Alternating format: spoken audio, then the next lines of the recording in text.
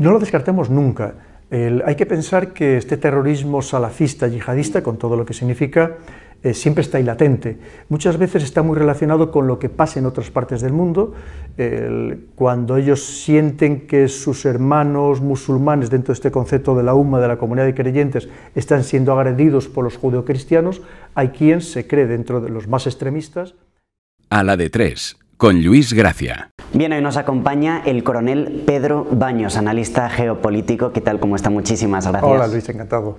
Bien, este es un programa de entrevistas dirigido a gente joven, por tanto me gustaría empezar la entrevista preguntándole ¿cómo era el coronel Pedro Baños pues de joven, con 18, con 19 o 20 años? Pues mira, entonces preparándome para ingresar en la Academia General Militar, que estuve en un centro, por así decirlo, que se llamaba PROA, allí en Zaragoza, que era lo habitual, y sobre todo en mi caso yo venía de una familia civil, no de un entorno militar, porque evidentemente el que era hijo de militar pues venía ya incluso con una preparación previa, aunque nada más fuera por el ámbito familiar. En mi caso no era así, entonces lo habitual en esos casos era entrar en un centro de este tipo. Entonces había varios, el más grande, que era un internado, era ahí en Zaragoza, como digo, que se llamaba PROA, y es el que te preparaba para ingresar en la Academia General Militar. Un internado pues muy estricto, evidentemente, paramilitar totalmente, en ese sentido de disciplina, de régimen de estudio, pero bueno, lo que nos facilitaba luego poder ingresar en la Academia General Militar. Finalmente pues ingresé en la Academia General Militar y después de 5 años pues salí con 24 años de teniente, ¿no? Como te digo, es verdad que había quien tenía la posibilidad de ingresar, incluso antes, se podía ingresar en aquel momento con 17 años incluso, ¿no? Cuando una vez que terminabas todo el bachillerato y el COI y la selectividad, que entonces era como se llamaba todos estos estudios. Pero ya te digo que en mi caso concreto pues no tuve esa posibilidad precisamente por no tener muchas veces el conocimiento que te da, obviamente pues estar ya en el ambiente propio de esta naturaleza. Pero bueno, no me arrepiento absolutamente de nada, para mí ha sido una magnífica experiencia y además pues vi cumplido mi sueño, que desde niño siempre era lo que había querido ser, así que estupendo. ¿Y cómo ha llegado entonces a ser uno de los analistas geopolíticos más importantes de España, también experto en inteligencia, en terrorismo, uno de las voces cantantes sobre el conflicto de Rusia, Ucrania, etcétera? Bestseller también, que luego hablaremos de la encrucijada mundial. Entonces, ¿cómo ha llegado hasta...? Pues mira, cuando ascendí a capitán, yo siempre había tenido inquietudes intelectuales más allá de la milicia, ¿no? De hecho, cuando salí de teniente empecé a estudiar Derecho, lo que pasa es que en aquel momento, entre las maniobras, los servicios, en fin, tantísimas actividades que hacías de teniente, pues estudié 2 años y me fue imposible terminar, ¿no? Pero ya cuando ascendí a capitán, pues tampoco sé muy bien por qué, pero vi algo que me parecía que era novedoso, que no se estaba abordando en España. Sí, es verdad que, por ejemplo, en el mundo anglosajón había una tradición de estudios geopolíticos, incluso también en Francia, que hay muy buenos geopolíticos, pero en España pues esos temas no se tocaban, ¿no? Entonces, pues el primer curso que lo realicé en el año 91, ni más ni menos, cuando, pues aquí estos cursos es que eran desconocidos prácticamente, ¿no? Unos cursos que se realizaban en la UNED, y luego seguí incluso estando en operaciones, seguía estudiando cuando estaba, por ejemplo, en Bosnia, seguía con cursos. Entonces me di cuenta de la importancia que tenía, que más allá de estar inmerso en la operación como tal, pues tenías que tener una visión mucho más amplia, y empecé a contactar con personas de otros países. Me di cuenta de que esto era absolutamente trascendental, tener buenos especialistas en el país, porque al final el mundo es el que nos marca el ritmo, esa es la realidad. Por más que nuestros gobernantes quieran llevar a cabo una serie de políticas, lo cierto es que lo estamos viendo, que el mundo cada vez te constriñe muchísimo más y casi te va llevando por caminos que a veces tú ni siquiera desearías, ¿no? Como estamos viendo con temas económicos, con estas guerras, con todos los debates geopolíticos que actualmente existen. Y a partir de ahí pues ya empecé, fíjate, luego durante unos cuantos años pedía meses de asuntos propios, los enlazaba con mi mes de permiso, de vacaciones, y me fui a estudiar por mi cuenta pues algunas de las mejores universidades del mundo, ¿no? Y además intenté siempre tener una visión muy holística, que me diera un conocimiento muy amplio, una visión tremenda de todo, de verdad, lo que estaba sucediendo, porque si no, al final, todos vivimos en nuestra pequeña burbuja, y creo que es muy importante conocer un poco de todo, ver otras opiniones, otras idiosincrasias, otras culturas, otras maneras de pensar, otras necesidades, otros intereses como pueblos, y entonces intenté pues tener una cultura lo más amplia posible, siempre centrada en este tipo de estudios. Y luego afortunadamente ya tuve la suerte de estar destinado en lugares donde pude aplicar todos mis conocimientos y luego también hacer cosas, digamos, fuera de lo normal, pues desde estudiar con el ejército chino a estudiar también en un kibutz en Israel. Es decir, que he tenido la suerte de tener esa visión muy amplia, que al final, como te digo, es fundamental para hacer un buen análisis, porque tú ya sabes que el principal enemigo del analista de inteligencia es el mismo, porque al final todos tenemos nuestros sesgos cognitivos, tenemos nuestras filias, tenemos nuestras fobias, y por más que las quieras mantener absolutamente al margen y ser totalmente objetivo, hay veces que no siempre se consigue. Pero parte de ese logro de tener esa objetividad es evidentemente pues conocer muy bien cómo funciona el mundo y tener la capacidad, que no es fácil, de ponerte en la mente de los demás para entender cómo piensan, que esto es muy complejo. No solamente hacer los análisis de nuestro punto de vista, porque eso sí que es el sesgo más terrible que puede existir y que muchas personas lamentablemente caen en él con facilidad. Después de todo este recorrido, usted ha tenido la capacidad de poder escribir multitud de libros, entre ellos el último, que es La encrucijada mundial. Mientras lo estaba hojeando en casa hubo una frase que me tocó bastante y le quiero preguntar sobre esta. Es necesario que quienes formamos la sociedad civil hagamos nuestra propia revolución. Entonces yo quería preguntarle por qué primero y también cómo podemos los jóvenes hacer esta revolución, que por qué deberíamos hacerla. Es lo que tenéis que hacerla. Además, tú sabes que las revoluciones siempre las han hecho los jóvenes. Había ya en su momento, a lo largo de la historia, había políticos que decían que incluso no querían a su alrededor personas de más de 33 años porque decían que habían perdido el espíritu revolucionario, ¿no? Las revoluciones las tienen que hacer los jóvenes, porque son los que necesitan encontrar ese mundo mejor, porque es el mundo que ellos van a vivir, evidentemente. Los que tenemos ya más pasado que futuro, pues tenemos ya, aunque lo quieras hacer, ya lo vas a disfrutar poco, pero vosotros que lo vais a disfrutar, porque si no lo vais a sufrir. Si no lo disfrutáis, lo vais a sufrir. Entonces, claro que vemos que hay muchas circunstancias, que lo que yo pongo en este libro, estas encrucijadas, donde además me he atrevido ya no solamente a retratar los problemas existentes de todo orden, sociales, políticos, económicos y también, por supuesto, geopolíticos, sino incluso a recomendar soluciones que evidentemente lo único que pretendo es que se abra un debate para que entre todos busquemos precisamente como sociedad ese mundo mejor, que siempre es posible, todo es posible mejorarlo. Y fíjate, a mí me gusta mucho los revolucionarios, los rebeldes, porque esos son los que han evolucionado la sociedad. El acomodaticio, el que se cree que ya es feliz con lo que tiene, que no necesita más, ese, si por él hubiera sido, todavía seguiríamos en la edad de piedra y ni siquiera, a lo mejor no teníamos ni la rueda, ¿no? Seguiríamos arrastrándonos con palos. Entonces te quiero decir que eso es muy importante, el ser revolucionario, siempre en el sentido pacífico, siempre en el sentido de no convulsionar de forma violenta la sociedad, sino ver cómo se puede evolucionar, lo que yo llamo buscar siempre esa neoevolución dentro de la evolución, ¿no? Y eso lo deben hacer los jóvenes. Creo que es un momento además muy crítico de la historia en todos los órdenes y vemos que hay mucha juventud, lamentablemente juventud fantástica, como es vuestro caso, pero que no encuentra, no se le da la posibilidad de encontrar ese camino para desarrollarse y para precisamente evolucionar desde todos los puntos de vista, incluyendo el personal, porque al final el tú sentirte que estás evolucionando, eso también te provoca una gran satisfacción personal y creo que es muy importante en todo momento, porque si no surgen todo tipo de frustraciones, como lamentablemente estamos viendo en tantísimos jóvenes, ¿no? Entonces creo que hay que reformar un poco todo el sistema, hay que evolucionarlo, hay que mejorarlo en todos los órdenes, empezando evidentemente por el sistema político, que vemos que también en cierto modo está haciendo aguas. Sí, porque ¿cuál piensa que son los principales problemas a los que nos enfrentamos los jóvenes? Pues mira, yo pongo en el libro, pongo una carta, pues ya te digo, me he atrevido en este caso a ir más allá de la geopolítica y meterme en otros temas, quizá excesivamente osado por mi parte. Pongo la carta típica que nos mandaría un joven a los más veteranos, ¿no? En el que un poco es eso, le dice, oye, me habéis obligado a estudiar, me habéis dicho que me esforzara y yo no encuentro ahora la satisfacción que me correspondería por todo el esfuerzo realizado, ¿no? Entonces, ver cómo podemos encontrar un mundo mejor para estos jóvenes, pero al mismo tiempo también cómo podemos encontrar unos jóvenes mejor para ese mundo, porque a lo mejor tampoco estamos acertando con la formación que estamos dando a los jóvenes o las expectativas que estamos dando a los jóvenes. Tiene que ser un conjunto de circunstancias y vemos que ahora mismo, yo me he atrevido a poner que al final todos los debates que están en la calle, todo lo que te van contando todas las personas, yo he intentado hablar con todos los niveles sociales, con todas las ideologías, porque creo que es importante para plasmar verdaderamente ese sentimiento generalizado de la sociedad, pulsar bien la sociedad.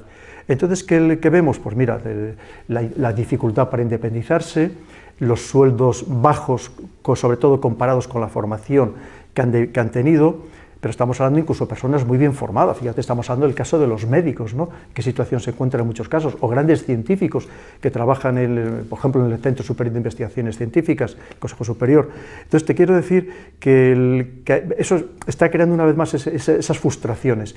Y luego también pues, la dificultad para independizarse, para tener su propia vida, el problema de encontrar alquileres, el que lamentablemente muchos jóvenes al final se decantan por ser funcionarios.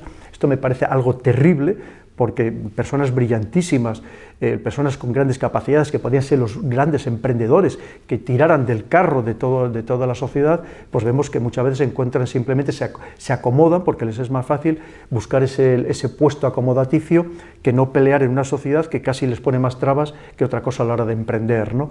Entonces ya vemos que es un conjunto de circunstancias enormes que hacen que efectivamente tengamos que repensar muy bien lo que estamos haciendo con la sociedad en su conjunto, pero muy especialmente con los jóvenes. Porque no quiero entrar en teorías ni nada, pero ¿usted piensa que a alguien le interesa que los jóvenes tengamos todas estas dificultades? Creo que es el signo de los tiempos, tampoco creo que haya una perversa mala intención, ¿no? O quiero pensarlo, evidentemente, hasta ahora yo no he encontrado eso, que exista esa clara tendencia. Es verdad que también y tenemos que hablarlo, que hay una polarización muy importante cada vez mayor en la sociedad, y esa polarización también hace que efectivamente habrá unos jóvenes que sean de las familias elitistas, que han tenido una buena formación, sobre todo si se han formado en el ámbito seguramente tecnológico, que van a tener una vida completamente diferente a la inmensa mayoría de los jóvenes que no han tenido las mismas oportunidades y que además, en cierto modo, han sido engañados porque les ha hecho formarse en unos estudios que a lo mejor jamás van a encontrar una salida laboral digna para esos trabajos. Y esto es muy importante porque, fíjate, estamos hablando que ahora los más veteranos vamos a tener complicado que nos paguen las pensiones, pero claro, el problema es que los jóvenes lo van a tener todavía mucho más complicado porque tienen sueldos más bajos, trabajos muchas veces discontinuos y por lo tanto van a trabajar menos años y con unos sueldos más bajos. Veremos a ver qué pensiones les van a tener el día de mañana y sobre todo si sigue decreciendo, por ejemplo, la natalidad o decreciendo, ya no solamente la natalidad, pensemos también con lo que significa la emigración, sino descendiendo el conjunto de la población de los países y veremos a ver cómo van a poder ni siquiera llegar a tener pensiones, ¿no? Entonces también hay que pensarlo un poco con esa visión de futuro, con ese pensamiento estratégico de, una vez más, qué mundo les vamos a dejar a estos jóvenes. Y es que se dan paradojas, como estamos comentando, que ahora mismo, por ejemplo, como pongo en el libro, siempre con datos oficiales, hay como más de 800 referencias en el libro, como me gusta hacer las cosas, entonces claro que resulta que con la misma responsabilidad, con la misma exigencia de estudios, de preparación, en el sector civil se está cobrando, en algunos casos, la mitad de lo que está cobrando en el sector público. Esto no parece aceptable, ¿verdad? Porque al final el sector público sirve al sector civil. Y luego, por otro lado, estamos viendo la paradoja, que tampoco nunca había sucedido, que ahora mismo, sobre todo a partir ya de enero de 2023, que resulta que una persona, un jubilado que tenga pensión máxima, puede estar cobrando el triple que esté cobrando su nieto. Es decir, esto es una locura, sobre todo pensando que cada vez hay menos personas, menos jóvenes, que están pagando las pensiones a los más mayores. Este sistema es totalmente insostenible, hay que repensarlo todo, pero de verdad. Y para repensarlo bien, y para hacer un buen servicio a los jóvenes, hay que repensarlo dejando al margen las ideologías, los dogmatismos, y hacer una reflexión de verdad de país, una reflexión de Estado, una reflexión de ver cómo podemos salir todos adelante, dejándonos de estos enfrentamientos intestinos que lo único que hacen al final es dañar al conjunto de la sociedad. Cambiando un poco de tema, coronel, no sé cuándo piensa o cuándo cree que va a acabar todo el conflicto de Ucrania y preguntarle también si se podría considerar como un cisne negro, como por ejemplo lo fue el 11 de septiembre, o no estaba premeditado, sí o... ¿Sabes lo que pasa? Que al final este punto de inflexión, que en cierto modo significa la guerra de Ucrania provocada por la invasión de Rusia, lo que ha venido es a materializar unas tendencias que ya se manifestaban desde hacía tiempo. La tendencia es una ruptura del mundo, por una parte este llamado mundo occidental liderado por Estados Unidos y por otro lado pues otra parte del mundo que cada vez tiene más peso y más influencia, empezando por la población, que es liderado por China básicamente, ¿no? No solo por China, pero liderado por China. ¿Y qué sucede? Que ahora mismo, mira, por un lado, o quiero creer o nos gustaría creer que hay ciertos indicadores de que se esté llegando a algún acuerdo, a alguna negociación para acabar con la guerra en Ucrania. Pero por otro lado vemos que Estados Unidos sigue apostando, sigue inyectando dinero en estos últimos días. Por otro lado Rusia también sigue manteniendo un lenguaje muy beligerante. La Unión Europea pues tampoco es que precisamente esté hablando de paz y de negociación, ni muchísimo menos, y además se está multiplicando, que eso es algo muy preocupante, cómo están aumentando los presupuestos de defensa de todo el mundo, y al final la historia también nos demuestra que cuando se incrementan de esta manera notable los presupuestos de defensa, se termina por utilizar ese material militar, ¿no? Entonces, y luego, aunque llegáramos pronto a una paz, aunque fuera una paz temporal, piensa que el gran problema geopolítico, que lo que te he comentado, ese enfrentamiento entre dos mundos cada vez más rivales, esto no va a parar aquí ni mucho menos. Hoy es Ucrania, mañana se puede abrir otro escenario, lo que se ha llamado siempre, como sucedía en la Guerra Fría, estas guerras proxies o estas guerras a través de intermediarios, de intermediación, y entonces probablemente se abrirán otros escenarios, porque lo cierto es que ahora mismo estamos viviendo un momento histórico y como tal, si lo estamos viviendo, lo estamos inmersos en él, a lo mejor no somos plenamente conscientes de todo lo que significa. Pero ¿quién gana qué en un conflicto como por ejemplo el de Ucrania? Y volver a preguntarle, ¿usted piensa que va a acabar, no sé si este año o cuándo puede...? Ya te digo que mira, después de que la inmensa mayoría de los analistas diplomáticos y militares pensábamos que Rusia no iba a invadir Ucrania finalmente como lo hizo, y que si lo hacía la guerra terminaría en muy poco tiempo, pensando la diferencia de potencia y de capacidades militares entre Rusia y Ucrania, y todos nos hemos equivocado. Ahora mismo no me atrevo ya a hacer ningún pronóstico de esta naturaleza, pero como te digo, esto va mucho más allá de la guerra de Ucrania, no es solo un enfrentamiento entre Rusia y Ucrania, es una guerra internacional la que allí se está librando, en la que los ganadores es difícil de saber, porque en una guerra al final no se sabe quién es el que va a ganar y el que va a perder, pero sí está claro que sabemos muy bien quién está perdiendo la guerra. Por supuestísimo, lo primero Ucrania, que la han convertido en un país destrozado, en una verdadera carnicería lo que allí está sucediendo, pero luego el conjunto de Europa, que al final parece ser que llevamos ya tiempo siendo los grandes perdedores de todo. Cada vez que ha habido una guerra, sea en Oriente Medio, sea donde sea, al final nos ha terminado por repercutir a nosotros de una manera principal. De momento, Estados Unidos esto no le está perjudicando, evidentemente, a China tampoco, cada uno está intentando sacar su propio beneficio. Hay más países que le están beneficiando también de esta guerra, como pues, por ejemplo Qatar, que esto le viene muy bien para a su vez vender su gas natural en forma licuada, y otra serie de países. Pero lo cierto es que los grandes perdedores, no nos olvidemos, es primero Ucrania y los ucranianos, por supuestísimo, que es los que están sufriendo directamente esta guerra, pero tampoco nos olvidemos del conjunto de Europa, que vemos en la situación en la que estamos, y países tan importantes como es el caso de Alemania, que esta guerra le ha sido, vamos, la puntilla y le está haciendo un daño enorme. ¿Y qué papel debería, por ejemplo, tomar España en la guerra de Ucrania? ¿O ninguno? Creo que una vez más lo que tenemos que reflexionar es cuáles son los intereses nacionales. Y a mí me preocupa muchas veces que nos lanzamos a aventuras que a lo mejor benefician a otros países o a otros entes supranacionales o internacionales, pero que a lo mejor no nos benefician a nosotros directamente. Creo que una vez más debemos analizar muy bien cuáles son los intereses de España, en qué lugar nos debemos posicionar, y no es tan fácil, entiendo que no es tan fácil de decidir, pero no podemos seguir manteniendo esas inercias de simplemente hacerle el juego a otras potencias que a lo mejor no son los intereses que más nos benefician a nosotros. O sea, ¿a España no le interesa quizá ir a juego con Estados Unidos? Es que hay que pensar que ya hemos visto que lo primero, España somos un pueblo que no tenemos enemigos naturales.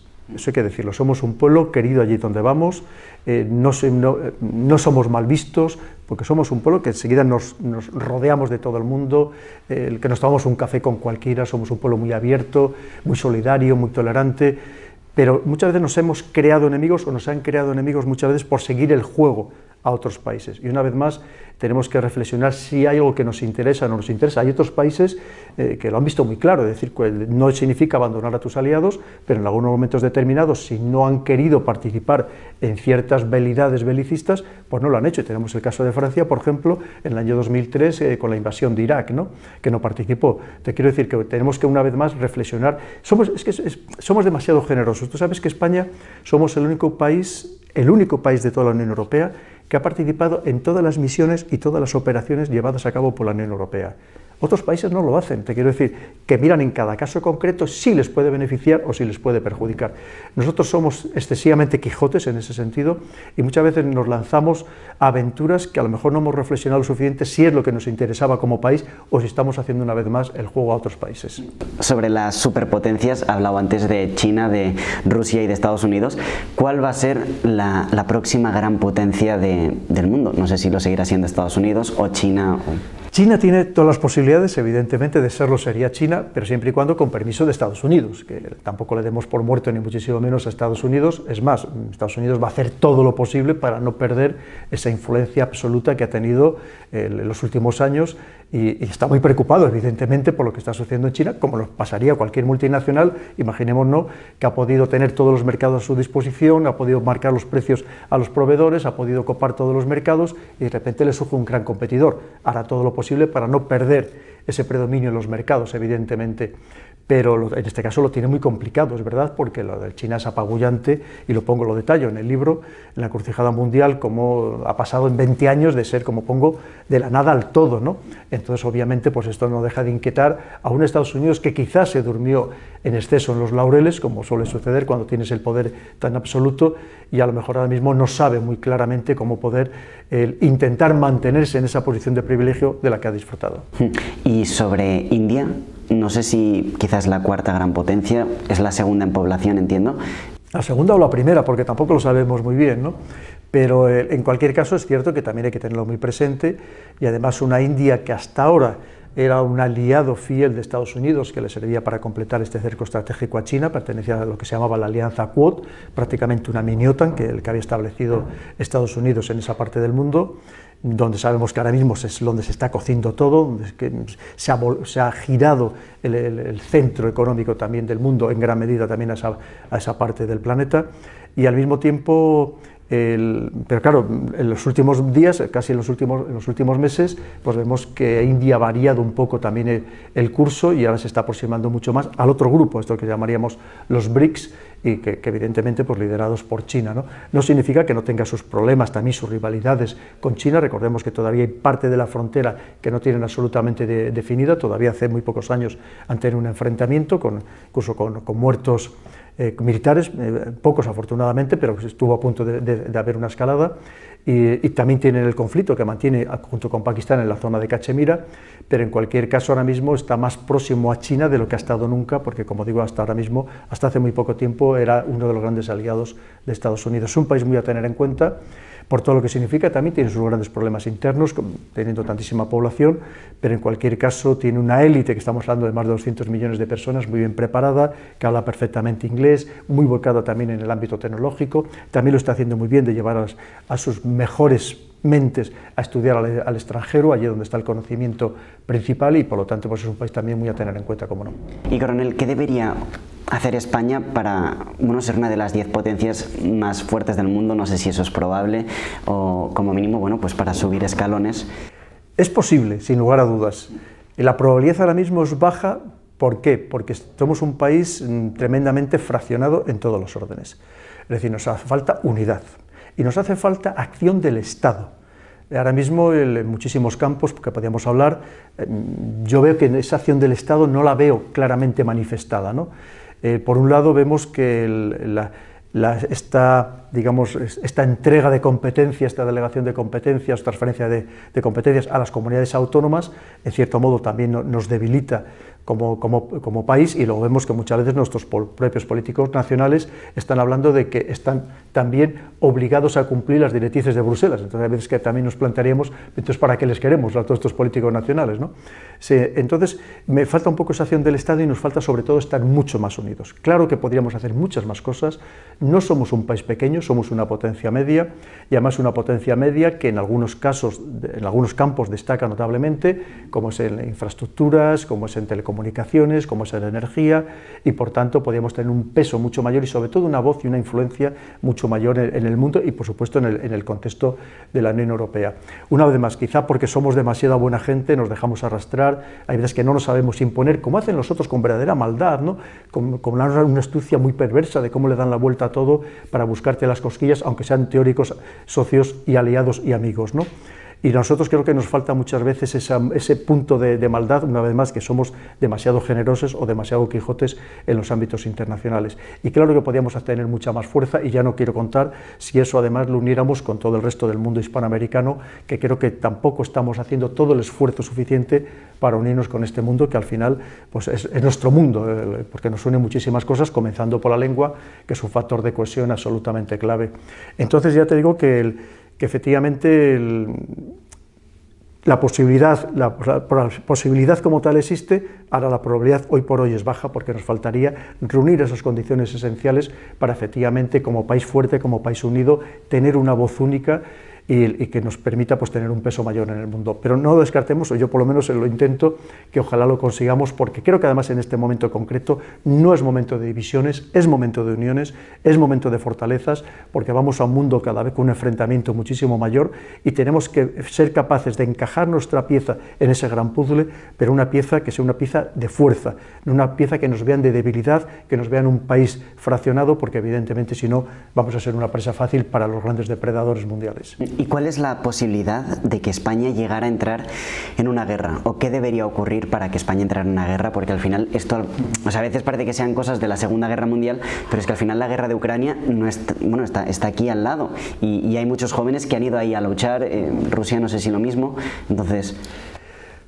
Efectivamente es como decimos, ¿para qué queremos una policía o para qué queremos bomberos? Pues es que efectivamente, a lo mejor alguna vez hay crimen, que lo hay, y desde luego pues alguna vez puede haber algún fuego o pueden ser necesarios bomberos para otras cosas. Eso hay que tener siempre un ejército preparado, y un ejército preparado de verdad. Es decir, como hacen los demás o de demás países, si tú sacas un calendario, no puedes sacar un calendario solamente realizarnos haciendo bondadosas, que es que el ejército no está para eso. Y es que hay que hablar muy claro, ¿no? Un ejército, como hacen otros países, un ejército, y lo he dicho muchas veces, un ejército, la principal misión en una democracia es la disuasión. La disuasión precisamente para tratar de evitar la guerra.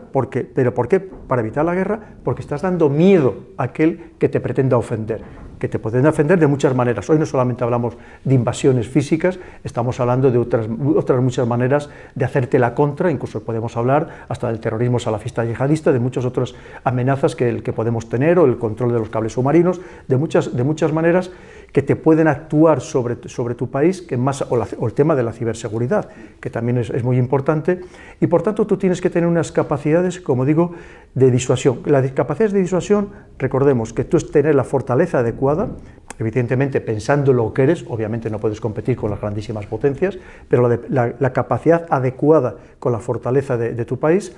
Por otro lado, que el enemigo sepa, o el presunto enemigo o adversario, o previsible adversario, sepa que tú tienes esas fortalezas, pero hay otra parte fundamental, que también sepan que el gobierno y el pueblo tienen la voluntad de llegarlas a emplear en caso necesario.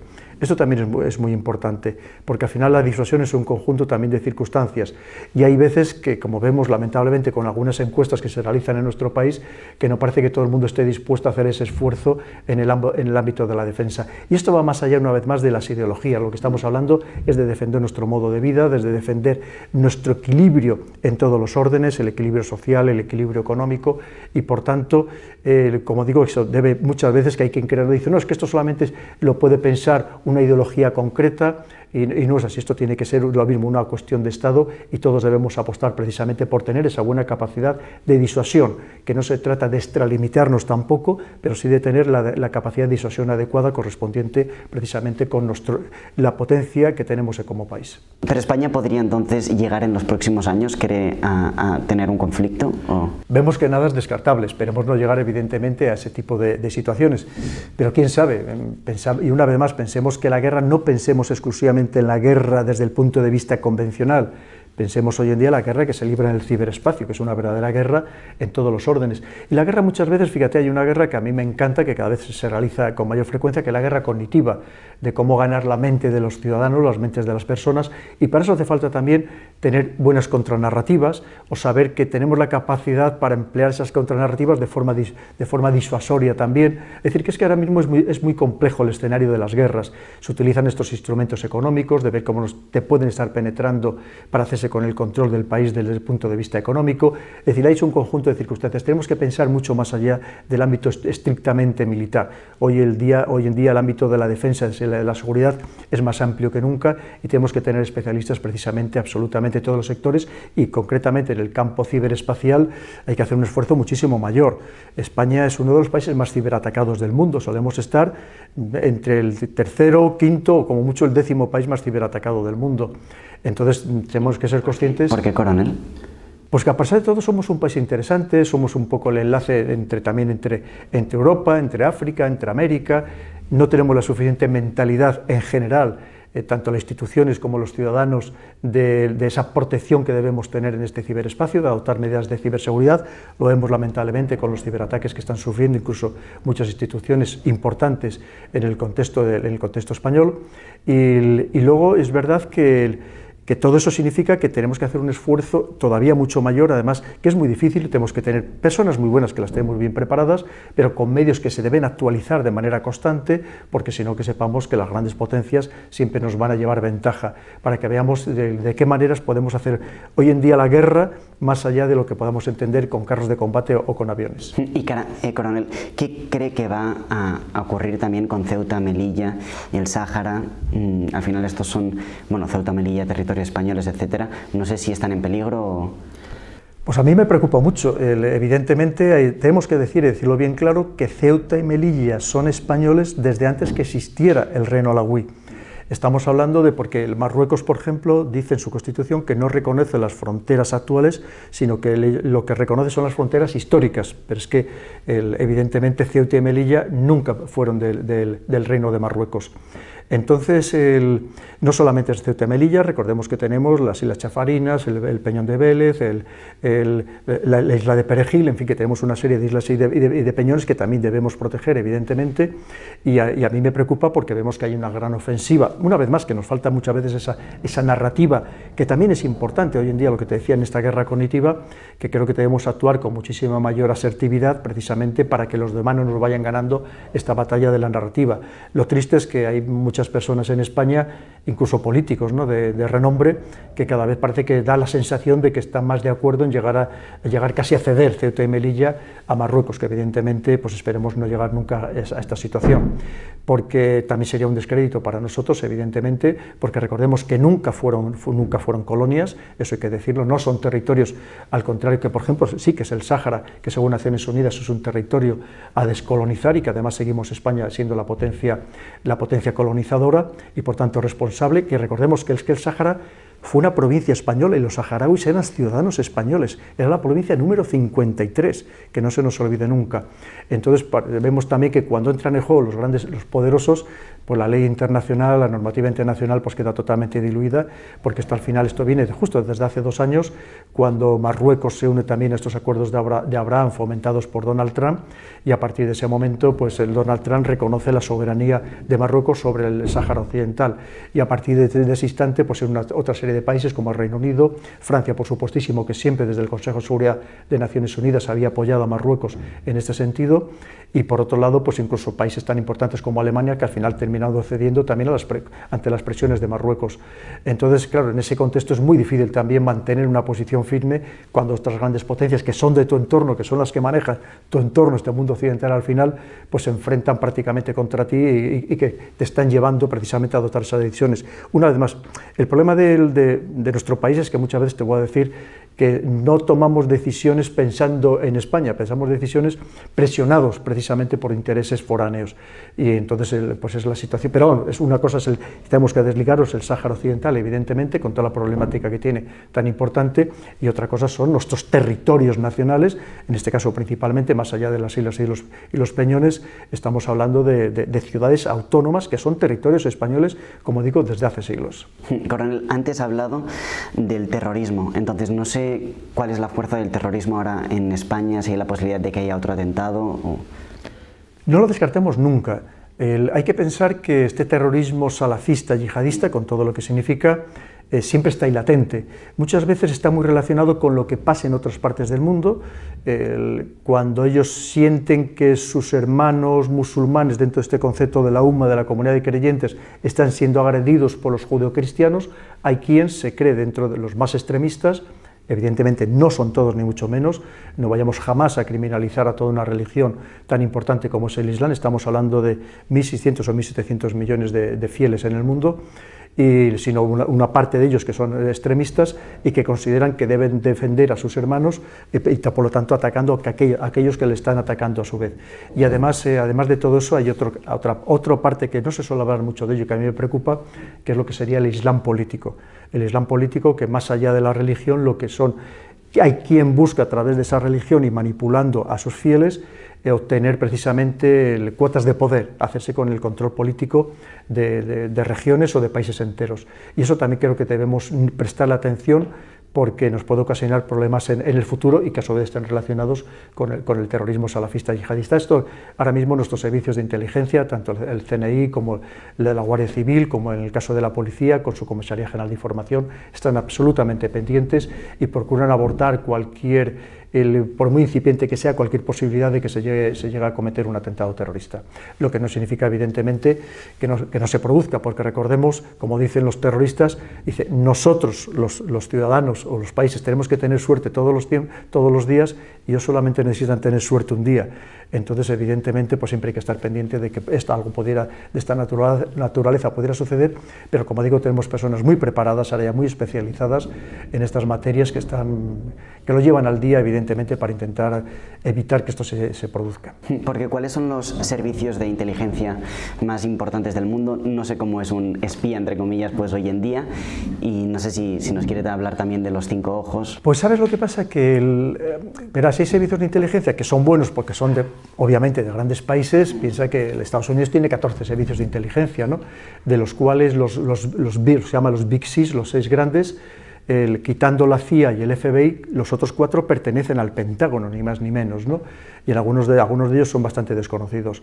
Te quiero decir, o solamente por el volumen que tienen y por lo que invierten en inteligencia, son grandes servicios de inteligencia, y además, sobre todo, en ámbitos, como estamos comentando, ciberespacial, en el ámbito de la inteligencia electrónica, por así decirlo, pues son magníficos porque tienen unos medios que no disponemos los demás.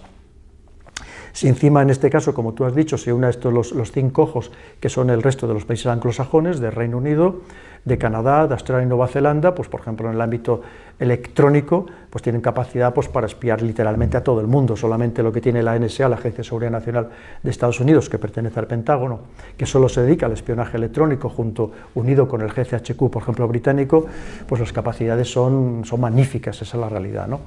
Luego, en el caso del Reino Unido, también tiene muy buenos servicios, además de lo que hablamos del GCHQ, que es el de la inteligencia electrónica, por así decirlo, pero luego tiene lo que se llama el MI5, que en realidad su nombre oficial es Security Service, que es magnífico, y el MI6, que es el que todos más, a lo mejor nos puede sonar más, que se lea su nombre, es el Secret Intelligence Service, que desde luego pues sabemos que su eficacia es máxima, ¿no?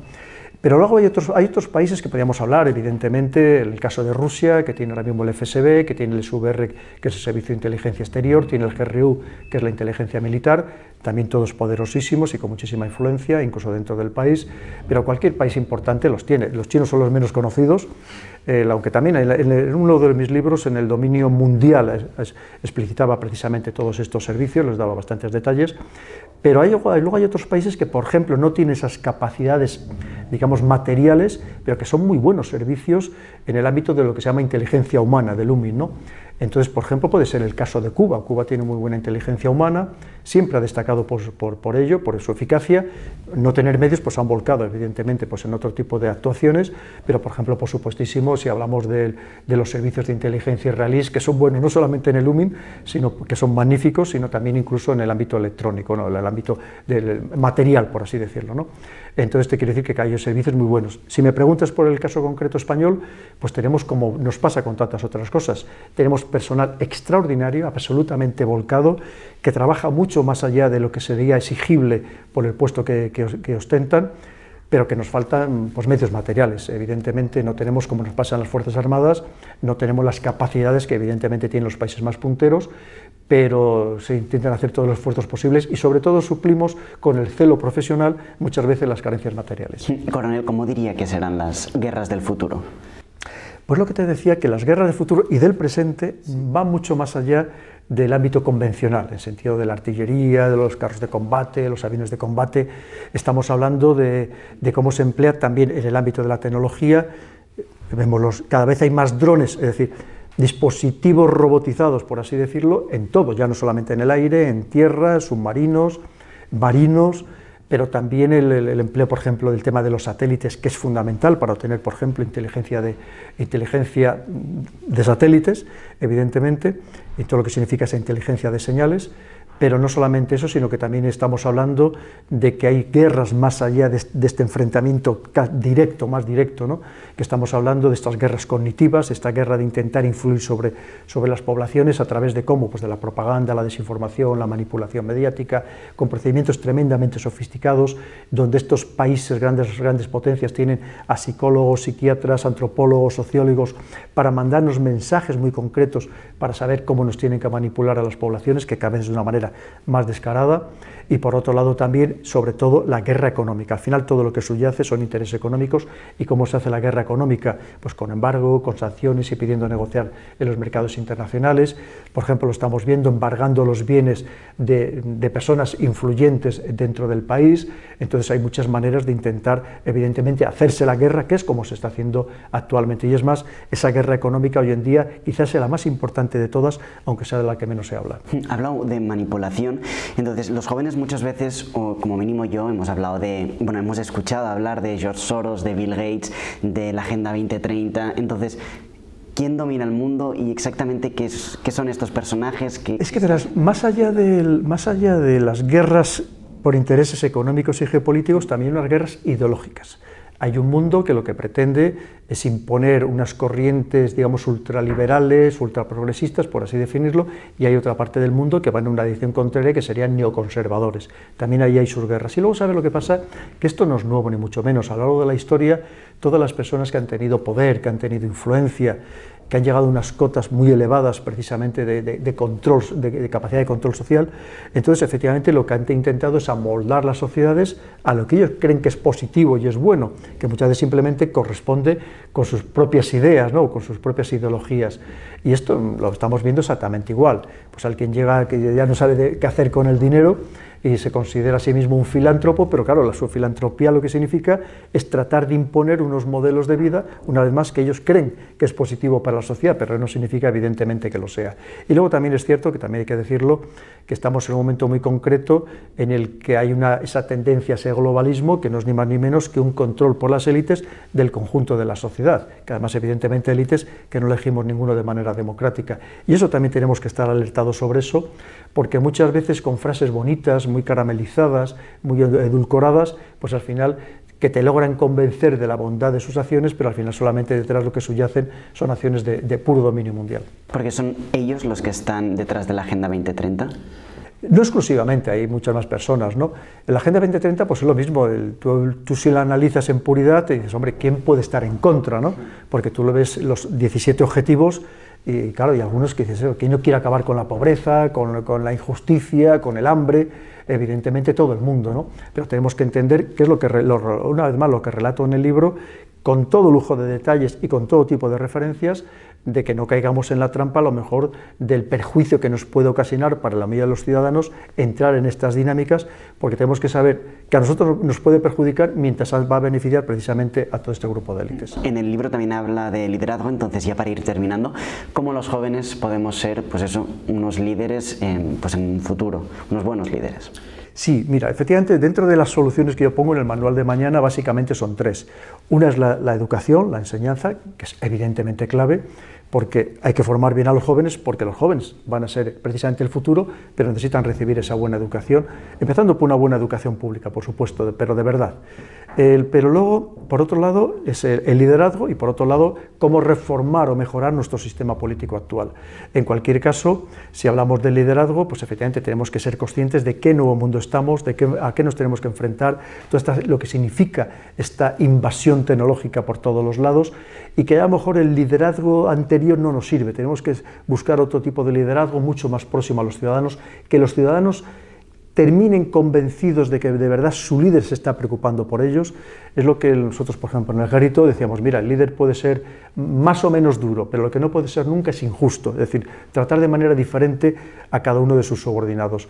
Porque hoy en día sabes que uno de los grandes problemas a los que nos enfrentamos las sociedades es el descrédito que tienen los políticos, entre otras cosas, porque hay una percepción de que los políticos viven en su pequeño mundo, que no pisan suelo, que no pisan la calle, que no se preocupan de verdad de los ciudadanos, que están preocupados de su propia supervivencia, y eso no puede funcionar así. Un líder tiene que ser mucho más próximo, mucho más cercano. No significa llegar a un exceso de populismo, ni muchísimo menos. El líder evidentemente tiene que mantener su posición de prestigio como líder que es, pero al mismo tiempo ser mucho más próximo, precisamente para ser capaz de ganarse la confianza de los ciudadanos. Y creo que en este momento es absolutamente clave, cuando hoy en día todos somos muy transparentes, todo lo que hacemos, casi hasta nuestro propio domicilio, al final se termina sabiendo, y también creo que debemos ser muy ejemplares, por supuestísimo, precisamente para transmitir esa sensación de que los ciudadanos pueden confiar en los líderes, que es absolutamente clave, y que además el líder se convierta en un verdadero pastor de su rebaño,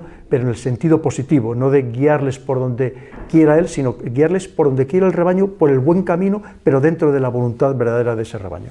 Bien, pues eso es todo. De verdad que muchísimas gracias, coronel Pedro Baños, por haber estado este ratito con nosotros. Pues nada, encantado y siempre a vuestra disposición. Si estás escuchando a la de 3, es gracias al apoyo de nuestros suscriptores. Vamos, únete a ellos para que sigamos creciendo y con ello el programa. Muchísimas gracias.